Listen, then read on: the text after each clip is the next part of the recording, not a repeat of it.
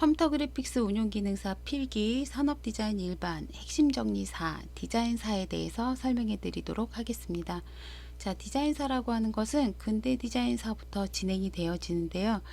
지금 나오는 것처럼 이 표는 전체적인 것들을 보고 다시 한번 앞으로 와서 확인해 보는 걸로 이렇게 설명을 드릴 거고요. 먼저 이 미술공예 운동서부터 들어가 보도록 하겠습니다. 자, 미술공예 운동이라고 하는 것은 19세기 후반에 영국의 윌리엄 모리스 중심으로 일어난 공예 부흥 운동입니다. 그래서 여기에 나오는 것처럼 영국에서 일어난 수공예 부흥 운동이다. 최초의 부흥 운동이다 라고 하는 거를 이제 보셔야 되겠고요. 그래서 이 윌리엄 모리스를 뭐라고 하냐면 근대 미술의 운동의 아버지라고 불리웁니다. 윌리엄 모리스는 그 스승인 존 러스킨의 영향을 받아서 예술은 대중을 위한 것뿐만이 아니라 대중의 이해, 대중의 예술이 되어야 된다고 이렇게 주장을 하기도 했고요. 그래서 실제 이제 그 어떤 기계를 부정을 하고 거기에서 좀 더 이렇게 수공예적인 이런 고품질의 제품을 만들자라고 하는 수공예 혁신을 주장했던 그런 미술 공예 운동이라고 보시면 되겠습니다. 그래서 여기서는 좀 알아주셔야 될 게 고딕 양식미를 좀 추구했다라고 하는 거, 그 다음에 기계 생산 제품의 적급 제품을 좀 부정했다라고 하는 거를 기억을 해 주셔야 되겠고요. 하지만 이거는 이제 실패한 운동이라고 이제 저희가 얘기를 하거든요. 그래서 실제 이런 여러 가지의 장식 양식미를 이제 갖춘 그런 어떤 제품이라든가 건축이라든가 이런 다양한 공예 양식을 만들기는 했지만 이게 일반적인 사람들이 구매할 수 있는 그런 상품들은 아니었기 때문에 결국에는 사치품으로 이렇게 전락하기도 했던 그런 어떤 안 좋은 그런 예도 남아 있습니다. 자, 그래서 이 미술 공예 운동은 그런 것들을 이제 생각하지는 마시고요. 영국에서 일어난 최초의 수공예 부흥 운동이며 윌리엄 모리스가 이렇게 주축이 돼서 고등 양식미를 추구한 그런 수공예 품질을 회복시키기 위한 그런 운동이었다라고 기억을 해주시면 되겠어요. 자, 그 다음에 아르누보라고 하는 것으로 한번 들어가서 보면은 아르누보라고 하는 것은 빅토르 오르타에 의해서 이제 창시가 됐으며 새로운 예술이라고 하는 뜻을 가지고 있습니다. 그래서 19세기 말에서부터 20세기 초에 걸쳐서 만들어진 그런 장식 양식이라고 보시면 되겠는데요. 특히 우리가 뭐 벨기에나 프랑스 중심으로 유행한 그런 양식으로서 어떤 특징을 갖고 있게 되냐면 동식물의 유기적인 어떤 형태나 이런 것들을 디테일하게, 그 다음에 그런 곡선미, 그 다음에 이런 비대칭적인 자연적인 미를 이렇게 살리려고 하는 게 이제 가장 큰 특징이었고요. 그래서 담쟁이 넝쿨이라든가 뭐 백조, 잠자리, 수선화 이런 자연에서 얻어지는 형태를 모티브로 해서 좀 더 곡선적이고 동적인 그런 문양을 사용한 게 가장 큰 특징이라고 보시면 되겠습니다. 자, 그러면 이런 장식 양식으로 또 볼 수 있는 부분이 유켄트 스틸이라고 보시면 되겠는데요. 이 유켄트 스틸은 독일식 아르누보라고 합니다. 그래서 독일식 아르누보는 프랑스보다는 좀 더 중후한 느낌이 들어가게 돼 있는데 특히 얘의 특징을 한번 보게 되면 곡선의 변화, 율동적인 그런 어떤 패턴이라고 하는 것들을 좀 더 추상화시켜주고 양식화시켜준 것들이 이제 특징이라고 볼 수가 있겠고, 그 주축은 헨리 반데벨데가 있었다라는 거죠. 그래서 그 선구자가 헨리 반데벨데였다. 자, 그리고 독일식 아르누보 형식으로 원래 아르누보의 유기적이고 자연적이고 하는 부분들을 좀 더 양식화시켰다라고 하는 그런 특징으로 구분을 해서 보시면 되겠고요. 또 다른 장식 양식으로 한번 보시게 된다면 세세이션이라고 하는 분리파, 세세이션이라고 하는 걸 이제 보셔야 되는데 이거 같은 경우는 좀 더 그 곡선적이고 유기적이고 그러한 어떤 장식미가 아닌 직선미를 강조한 장식미라고 이렇게 보시면 되겠죠. 그리고 기하학적인 개성을 좀 창조를 하고, 그러면서 이 분리파라고 하는 것은 독일, 오스트리아 중심으로 만들어진 그런 장식 양식이었다라고 하는 걸로 좀 기억을 해 주도록 하시면 되겠습니다. 자, 이렇게 장식 양식이라고 하는 것은 아르누보, 그 다음에 유켄트 스틸, 그 다음에 분리파 라고 하는 세세이션이라고 하는 세 가지로 구분을 해서 장식 양식을 확인을 해 보시면 되겠고요. 자, 그 다음에 독일 공장 연맹이라고 하는 걸 한번 보도록 할게요.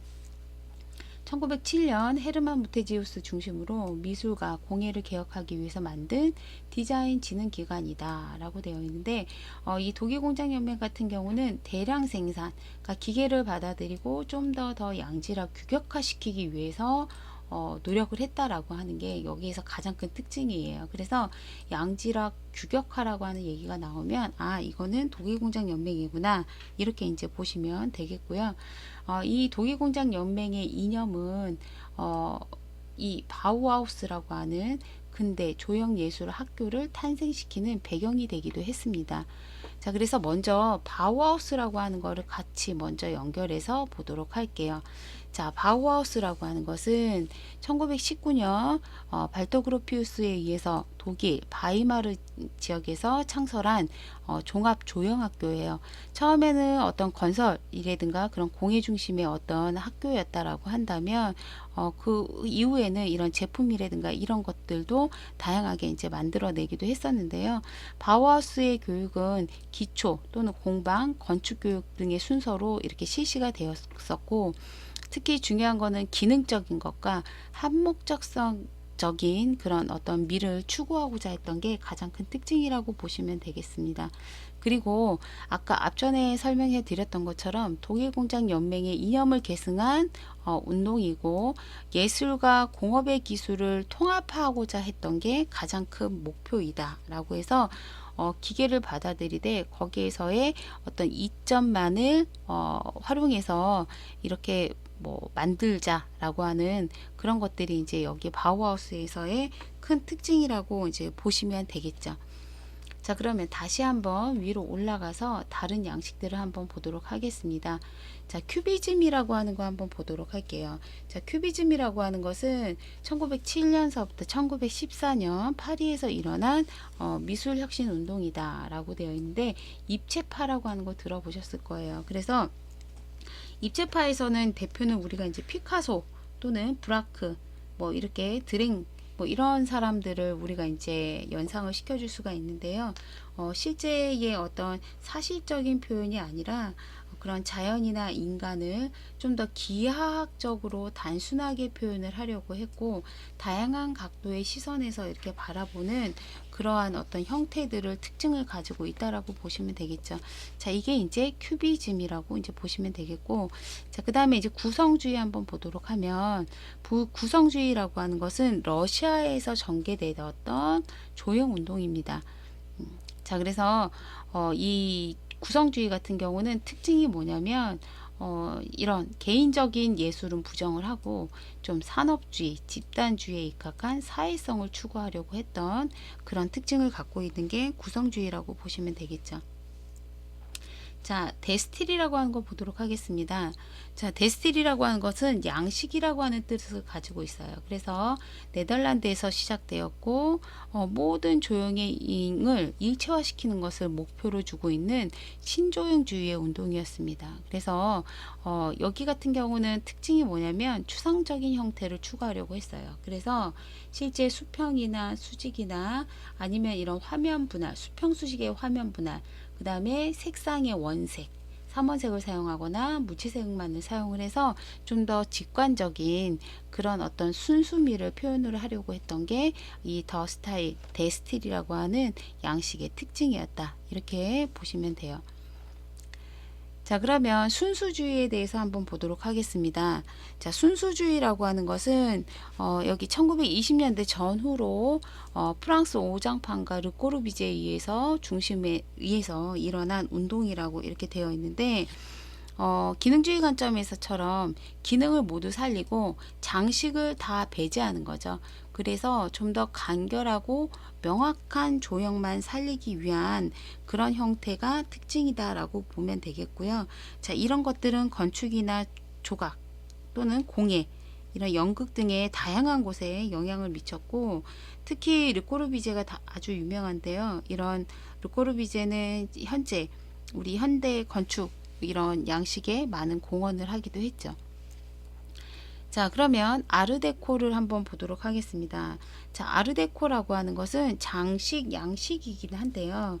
장식 미술을 의미를 하는데 1925년 파리의 현대 식산업 미술 국제박람회에서 사용했던 미술 양식이다, 이렇게 이제 나와 있는데, 아르누보와는 좀 다르게 대조적으로 좀더 아르누보는 어땠습니까? 이런 자연에서 오는 식물, 동물에 있는 유기적인 선이라든가 그런 곡선들을 최대한 살려서 표현한 장식 양식이라고 한다면, 이거는 좀 대조적으로 어떻게 해요? 곡선이나 동심원 이런 것들 기하학적인 형태를 사용을 해서 특히 기계에 적합하도록 대중화시키기 위한 그런 어떤 조형 활동이었다라고 하는 걸로 차별점으로 좀 나누어 볼 수가 있겠습니다.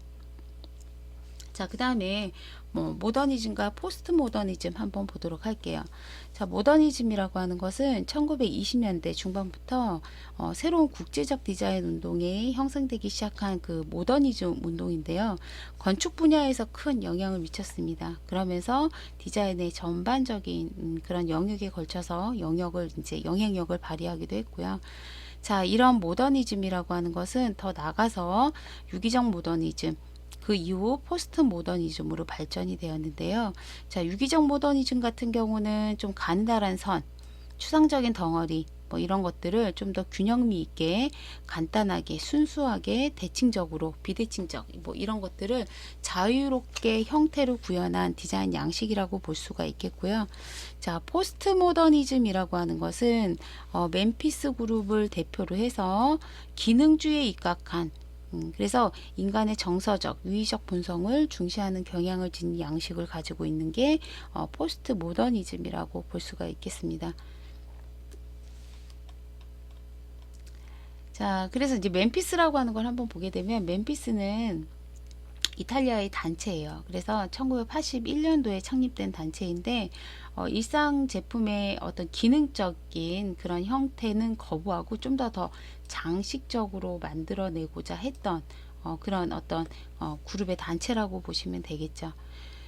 자, 그 다음에 이제 기능주의 한번 보도록 할게요. 기능주의는 19세기 후반에 나타난, 그래서 우리 이 기능주의가 지금까지도 현재까지도 우리가 이제 중요하게 보는 디자인의 조건이나 이런 것들 봤을 때, 우리가 형태는 한목적성이라고 해서 합리적이어야 되고 그런 기능을 잘 따라야 된다라고 하잖아요. 그런 것들이 이 기능주의에서부터 시작이 됐다라고 보시면 되세요.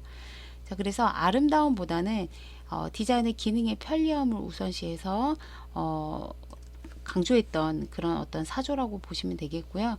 특히 형태는 기능을 따른다라고 하는 루이스 설리반에 대한 시험 문제가 가장 많이 나옵니다. 그래서 그 사람과 그 다음에 그 사람이 주장했던 이런 내용들을 꼭 기억을 해 주셔야 되겠고요. 자, 그 외에도 빅터 파파넥이 이제 또 몇 번 이렇게 시험 문제 유형으로 나왔었는데, 디자인의 복합 기능이란 방법, 용도, 필요성, 목적 지향성, 연상, 미, 이런 6개로 이제 구성이 되어진다라고 이렇게 주장을 했던 사람이 빅터 파파넥입니다. 그래서 이 빅터 파파넥이랑 루이스 설리반은 꼭 기억을 한번 해 주도록 하시고요. 르꼬르비제는 집은 살기 위한 기계다, 이런 거는 많이 들어보셨을 거세요. 그리고 오토 바그너라고 하는 사람도 예술은 필요에 의해서 창조된다 라고 이렇게 이제 얘기하기도 했죠. 자, 그러면 지금까지 했던 이런 디자인 사조들을 다시 한번 위에서 한번 정리를 해 보도록 할게요. 그리고 우리가 이제 시험에 나오는 거는 여기서는 이제 한 문제 정도가 이제 나올 텐데 여기서 이제 중요하게 그러면 나타나는 문제들은 뭐냐라고 한다면 우리가 이제 미술공예 운동이라고 하는 거 아까 처음에 말씀드렸죠. 윌리엄 모리스, 존 러스킨의 영향을 받은 윌리엄 모리스가 수공예를 부흥시키기 위한 그런 최초의 운동이다라고 하는 것들을 꼭 기억을 해 주셔야 되겠고 영국에서 시작되었다. 그래서 항상 그 운동의 명칭과 나라 그리고 그 작가 특징이라고 하는 것은 간략하게 이 표만 기억을 하셔도 문제를 풀어내실 수가 있으실 것 같아요. 그래서 미술 공예 운동이라고 하는 거를 첫 번째 이제 이렇게 알게 되면 자 이런 수공예 부흥 장식 양식으로 돌아가자라고 했을 때 나타나는 어떤 전 그 유럽에서 나타났던 장식 양식을 보면 아르누보 프랑스에서 나타났던 장식 양식은 아르누보 독일에서 나타났던 장식 양식은 유캔드 스틸 그 다음에 독일과 오스트리아 중심으로 나타났던 장식 양식은 세세이션이라고 하는 분리파로 보실 수가 있어요. 그래서 장식 양식은 이 세 개를 세트로 기억을 해주시는 게 좋겠죠. 그래서 어떤 나라에서 그리고 프랑스, 독일, 오스트리아로 넘어가면서 처음에 프랑스에서는 곡선의 장식미 그죠? 동식물에서 오는 유기적인 어떤 그런 곡선미를 많이 살렸다라고 한다면 독일로 넘어오면서 이 독일의 특성상 추상화, 양식화 시키려고 했던 그런 장식 양식으로 변경이 되고 그러면서 오스트리아로 넘어오게 되면서 과거의 전통 양식과는 분리하겠다라고 하는 분리파인 세세이션이라고 하는 걸로 이제 넘어가게 되면서 좀 더 양식화되고 추상화됐던 것들이 어떻게 되는 거예요? 좀 더 직선미를 강조하고 단순미를 강조한 그런 어떤 형태로 만들어진 게 이 세세이션이라고 보시면 되겠죠. 그래서 미술공예 운동 그 밑으로 장식 양식 3개 이렇게 기억을 하도록 하시고요. 자, 그 다음에 독일 공장 연맹이라고 하는 거는 어떤 거였어요? 그 이때까지 미술공예 운동은 기계를 거부했다라고 한다면 독일 공장 연맹은 기계의 장점을 받아들여서 이상적인 제품을 만들겠다라고 하는 거였거든요.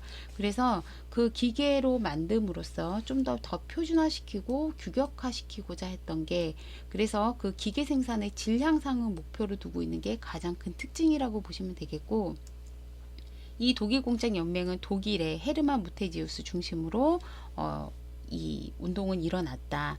근데 이 독일 공장 연맹의 이념을 계승받아서 만들었던 조형학교가 무엇이냐라고 한다면 이게 이제 바우하우스가 된다라는 거죠. 그래서 1919년 그죠? 이런 예술과 기술의 조형적 실현을 위해서 접목하기 위해서 목표를 두고 만든 학교다.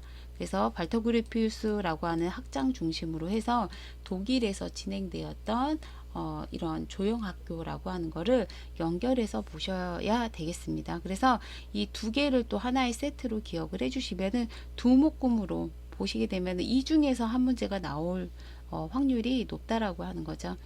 그 외적으로 이제 뭐 큐비즘이라던가 그 다음에 러시아의 구성주의 그 다음 네덜란드의 뭐 데스틸 그 다음에 뭐 프랑스의 그 오장팡이라든가 르꼬르비제 중심의 순수주의 이런 것들이 그 외적인 사조로 우리가 이제 보실 수가 있으세요. 자, 그렇게 해서 이 표를 한번 정리를 해드렸는데 이 표를 보시고 난 다음에 다시 한번 보시면 좀 더 이해가 되시는 부분들이 있으실 겁니다. 자, 그러면 현대 디자인사로 좀 넘어가 보도록 할게요. 자, 현대 디자인사에서는 이 다다이즘이라고 하는 게 있죠. 자, 1차 세계대전이 일어나고 그 전쟁 중에서 이런 우리 사회적 불안, 허무감이 이제 생기는 것들을 예술로서 승화시킨 거죠. 그래서 일체의 전통이나 권위, 이런 기존의 예술 형식 등을 모두 부정하는 반예술이었다라고 하는 걸로 기억을 해주셔야 되겠고, 이 반예술이라고 하는 것을 우리는 다다라고 하고, 자, 이거는 문학이나 아니면 음악 영역까지도 포함시켜서 다양하게 영역이 확장됐다. 이렇게 이제 보시면 되겠습니다. 자, 그 다음에 초현실주의 보도록 할게요. 초현실주의는 역시 프랑스 중심으로 1차 세계대전 후에 이제 나타났던 운동인데요. 특히 다다이즘 운동에서 분리해서 일어난 예술 운동이었습니다. 그래서 이 초현실주의의 특징은 보시면 다리라든가 미로라든가 이런 것들의 작품들을 보면은 좀 무의식적인 세계, 꿈의 세계 뭐 이런 것들을 표현하려고 했다라고 하는 게 가장 큰 특징이라고 보시면 되겠어요. 그래서 이런 무의식적인 정신 세계를 통해서 초월적 세계를 확인하려고 했던 예술적 시도를 했고, 그러다 보니 우리가 그냥 일반적인 회화 기법이 아니라 콜라주나 아니면 프로타주, 오브제, 데칼코마니 이러한 다양한 표현 기법으로 이런 표현을 하려고 했다라고 하는 게 초현실주의의 특징이라고 보시면 돼요. 자, 그러면 추상표현주의라고 하는 거 한번 보도록 할게요. 자, 추상표현주의는 미국 중심으로 일어난 운동이고요. 1940년대 말부터 일어났던 회화 운동이라고 보시면 되겠습니다. 자, 이 추상표현주의 같은 경우는 당연히 감정 표현이 되게 자유로웠고요. 특히 개인적인 감정 표현을 강조하기 위해서 다양한 기법과 재료 들로 가지고 제작을 하는 게 특징이었습니다. 그리고 여기에서는 특징으로 본다면 몬드리안이라든가 그 다음에 추상적 우리가 칸딘스키 이렇게 이제 두 개로 이제 보실 수가 있겠는데요. 몬드리안과 칸딘스키 외로 드립액션 페인팅이라고 해서 잭슨 플록 이렇게 페인팅 한 이런 뭐 우리가 이제 아트 같은 것들을 이제 보실 수가 있는데 이게 이제 추상 표현주의의 이제 대표 작가로 이제 나누어 볼 수가 있겠죠. 자, 그 다음에 이제 팝아트 한번 보도록 할게요. 팝아트가 또 만약에 시험에 나온다면 팝아트나 오밥트 부분 중에서 정의에서 좀 나올 수도 있는데요. 팝아트라고 하는 것은 뉴욕 중심으로 일어난 1960년대에 나타난 상업적 대중예술이다. 라고 그렇게 이제 기억을 해주시면 되겠고요. 얘네들의 그 팝아트의 이제 그런 모티브들이라든가 이런 것들은 다 뭐냐면 그런 대량 생산에서 오는 대중 상품들에서 모티브를 얻어서 포스터, 광고, 만화 이런 것들을 재구성한 게 가장 큰 특징이고요. 그래서 우리가 많이 알고 있는 게 이제 앤디 워홀이죠. 그래서 우리 뭐 캠프 깡통이라던가 아니면 유명한 뭐 마릴린 먼로라든가 마오쩌둥의 어떤 초상화라든가 뭐 이런 것들도 이렇게 팝업 때 실크 스크린으로 대량 복제하는 그런 형식으로 작품을 만들기도 했었고, 또 올덴버그나 리히텐슈타인이 있어요. 자, 그래서 특히 이 뭐 올덴버그 같은 경우들도 이런 만화의 장면 을 이제 찍어서 만들어 주거나 아니면 리히텐슈타인 같은 경우도 우리 만화의 망점 같은 것들 확대해 가지고 채색해 주는 기법들로 많이 이렇게 활용해 준 작품으로 이제 보실 수가 있는데, 이런 것들이 이제 팝아트의 종류라고 보시면 되겠죠. 자, 그 다음에 오밥트 보도록 하겠습니다. 자, 오밥트라고 하는 것은 1960년대에 일어난 운동이다 라고 되어 있는데 시각적 미술이에요. 그래서 보시게 되면 가장 큰 특징은 화면이 움직이는 듯한 착각, 환각을 불러일으키는 거를 우리가 이제 특징으로 볼 수가 있겠죠. 그래서 시각적 착시를 이용한 작품이다. 이렇게 이제 보시면 되고, 그래서 이제 추상적이거나 기계적 형태의 반복 또는 연속, 색채의 원근감 이런 것들을 도입해서 그런 우리 뭐 원근감, 그 다음에 뭐 이렇게 점선으로 된 그런 그림들 이제 이런 것들을 보시게 되면은 오밥투로 되어진 작품으로 많이 이렇게 확인을 해 보실 수가 있으실 거예요. 자, 그 다음에 이제 미니멀 아트 한번 보도록 할게요. 미니멀 아트는 최소한의 예술이라고 하는 뜻이다. 그래서 최소한의 조형 수단을 사용을 해서 단수미를 추구했다 라고 하는 걸로 이제 보셔야 되겠고요. 특히 이런 단순한 기하학적인 형태로 똑같은 형태로 이렇게 반복되는 그런 특징을 가지고 있고, 이런 것들은 거의 대부분 회화나 조각으로 제작되어서 만들어진 거를 특징으로 볼 수가 있겠습니다. 자, 그 외적으로는 이제 기타로 우리가 이제 시험에 간혹 나오는 것들만 요약해서 봤는데요. 미레파라고 하는 거는 이탈리아 중심으로 일어난 예술 운동으로서 특히 이런 기계나 자동차, 비행기 등의 속도감, 반복성 이런 것들을 표현하고자 했던 그런 어떤 미술 운동이라고, 예술 운동이라고 보시면 되겠고요. 반디자인 운동이라고 하는 것은 보시게 되면은 자본주의의 그런 과시적 소비 이런 것들을 지나치게 밀착하는 현상을 좀 저항하고, 거기에서 좀 더 인간적인 디자인 철학을 제시한 조형 운동이었다라고 하는 이런 정의 위주로 좀 확인을 해주시면 될 것 같아요. 자, 그 다음에 신조형주의 같은 경우는 우리가 이제 네덜란드 중심으로 일어났던 몬드리안의 어떤 그림을 생각을 하시면 이해가 가실 텐데, 이런 단순한 선, 수평 수직의 선, 그 다음에 색채, 단순한 색채, 삼원색 이런 것들로 추상적이고 기하학적인 형태로 만들어 주려고 했던 게 신조형주의의 특징이었다. 자, 그리고 키네틱 아트라고 하는 거는 움직이는 어떤 예술이라고 우리가 얘기를 하잖아요. 그래서 제품 자체가 움직이거나 그 다음에 그 안에 움직임을 부여해주는 다양한 어떤 소재를 사용을 해서 만들었던 것들을 우리가 이제 키네틱 아트라고 이제 볼 수가 있겠고요. 자, 마지막으로 우리나라의 디자인 한번 보도록 할게요. 뭐 시험 문제 나온 적은 거의 없었는데, 그래도 예전에 이제 우리가 도안, 의장이라고 하는 거에서부터 이제 시작을 했고, 그리고 나서 이제 응용 미술, 장식 미술이라고 하는 단계를 거쳐요. 그래서 예전에 우리가 디자인이라고 하는 게 대학교에 이제 과가 지금은 있었지만은, 예전에는 디자인과가 있기 전에 응용미술과, 뭐 장식미술과 이런 것들이 먼저 있었거든요. 거기에서는 공예나 디자인 이런 것들을 다 통합해서 이렇게 이제 배웠던 그런 이제 교육이라고 이제 보시면 되겠고, 그것들을 좀 더 세분화시켜서 이제 상업 디자인, 공업 디자인 이런 것들로 이제 제품 디자인 위주로 이렇게 발전이 되면서 좀 더 세분화돼서 이제 시각, 공업 디자인, 그 이후로는 지금은 더 세분화가 많이 됐죠. 뭐 애니메이션이라든가 영상이라던가 이런 것들이 다 독립적으로 이렇게 전공이 만들어져서 과정이 이루어지고 있다라고 보시면 되겠습니다. 그래서 여기 우리나라의 디자인이라고 하는 거는 다른 거는 뭐 이렇게 보거나 뭐 기억할 거는 아니고요. 이것만 1970년대 이후부터 디자이너라고 하는 용어를 사용하기 시작했다라고 하는 부분이 이렇게 우리가 지문의 항목에서 이렇게 몇 개 나온 적이 있습니다. 그래서 이 연도와 디자인의 용어의 사용 시기, 이것까지 기억을 해주시면 되겠죠. 자, 여기까지 우리가 그 디자인사에 대해서 설명을 해 드렸습니다. 디자인사는 아까 말씀드렸듯이 시험 문항이 많이 나오지 않는 파트이기도 해요. 그렇기 때문에 아까 맨 앞에 말씀드렸던, 보여드렸던 그 표 위주로 보시고 중요한 어떤 이름이나 그 다음에 특징, 그 다음에 나라 위주로 좀 기억을 해주시면서 나중에 시험 문제를 풀어보시면 될 것 같습니다. 자, 여기까지 디자인사에 대한 설명을 마무리하도록 하겠습니다.